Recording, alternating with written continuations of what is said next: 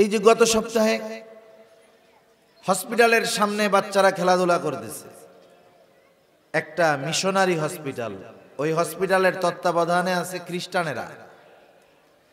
সরল মনা মুসলমান ছোট ছোট বাচ্চারে নিয়ে মা বাবা হয়তো চিন্তা করছে আমাদের ঘরে তো আর নিরাপত্তা নাই, কোন সময় বোমা ফালায় দেয় তার ঠিক নাই। যেহেতু এটা খ্রিস্টান মিশনারির পরিচালিত হসপিটাল, এখানে হয়তো তারা আঘাত হানবে না, বোমা মারবে না। কিন্তু মাজলুমগুলো জুলুমের জালেমগুলো জুলুম করতে করতে তাদের স্পর্ধা এত পরিমাণ বেড়ে গেছে যে একটা হসপিটালে ছোট ছোট বাচ্চাদের মাঝে বোমা ফালায়া নৃশংসভাবে তাদেরকে হত্যা করতে তাদের বুকের মধ্যে একটুও কাঁপে নাই। ঠিক কিনা বলেন? আসল বিষয় হলো ফিলিস্তিনের মুসলমান যারা, এরা তো এটাতে অভ্যস্ত। আল্লাহ তাআলা তাদেরকে ওইভাবে তৈরি করছেন, কারণ ফিলিস্তিনে যত পরিমাণ নবী এসেছে এবং যত পরিমাণ নবী ফিলিস্তিন জেরুজালেমের আশেপাশে শায়িত আছে, দুনিয়ার আর কোথাও একত্রে এত নবী রাসূল শায়িত সেখানে নাই। শুধু তাই না, ফিলিস্তিনের ভূমি জেরুজালেম মসজিদুল আকসা তো এমন এক ভূমি, আল্লাহ তাআলা একমাত্র ওই জায়গাতেই পৃথিবীর শুরু থেকে নিয়ে মুহাম্মাদুর রাসূলুল্লাহ সাল্লাল্লাহু আলাইহি ওয়াসাল্লাম পর্যন্ত যত নবী রাসূল এসেছেন, আল্লাহ তাআলা সব নবী রাসূলকে একত্রিত করেছেন যেই জমিনে, সেই জমিন হলো ফিলিস্তিনের জেরুজালেমের মসজিদুল আকসা। ঠিক কিনা বলেন?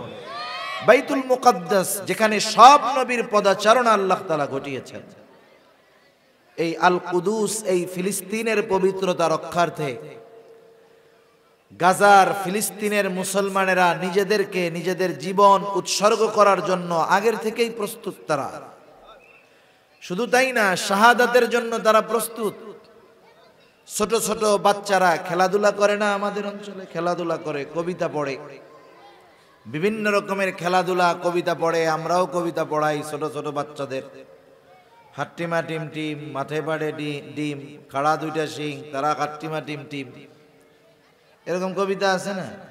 এটা তো মিথ্যা কথা। হাট্টিমা টিম দেখছেন কোনোদিন কেউ? এমনিও তো কোনোদিন দেখি নাই, ওটা স্বপ্নে দেখারও সম্ভাবনা নাই। যে জিনিসের অস্তিত্ব নাই এটা স্বপ্নে দেখবেন কেমনে?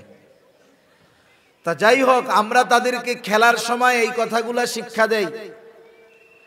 আর ফিলিস্তিনের গাজার মা বাবারা তাদের সন্তানদের শিক্ষা দেয়, শহীদ হলো হাবিবুল্লাহ, শহীদ আল্লাহর বন্ধু, এ কথা বলে আর তারা আনন্দে খুশিতে লাফালাফি করে। সুবহানাল্লাহ। শুধু তাই না, ছোট ছোট বাচ্চারা তাদের গায়ের বিভিন্ন অংশে নিজের নাম পরিচয় এগুলো লেখা রাখে। কেন?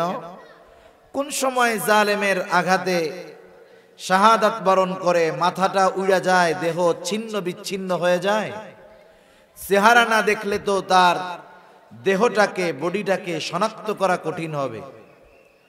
বিভিন্ন অংশে নাম পরিচয় লেখা, যাতে বুঝতে পারে যে এই বডিটা, এই দেহটা অমকের, অমকের ছেলের, তার বাসাটা এই জায়গায়। একটু চিন্তা করে দেখেন যে তাদের মন মানসিকতা, অন্তরের মধ্যে কতটা শাহাদাতের তামান্না থাকলে এইভাবে নিজেদেরকে প্রস্তুত করতে পারে। সুবহানাল্লাহ। এরা তো ধ্বংসস্তূপের উপরে বসে, আমরা তো কান্না করি সামান্য বিপদে, এরা ধ্বংসস্তূপের উপরে বসে হাসি দেয়, হাসি। যারা এই অবস্থার উপরে, ধ্বংসস্তূপের উপরে বসে হাসতে পারে, আশা করা যায় এদের মাধ্যমে, এদের নেতৃত্বে এ দুনিয়া থেকে জালেমের চূড়ান্ত পতন হবে ইনশাআল্লাহ।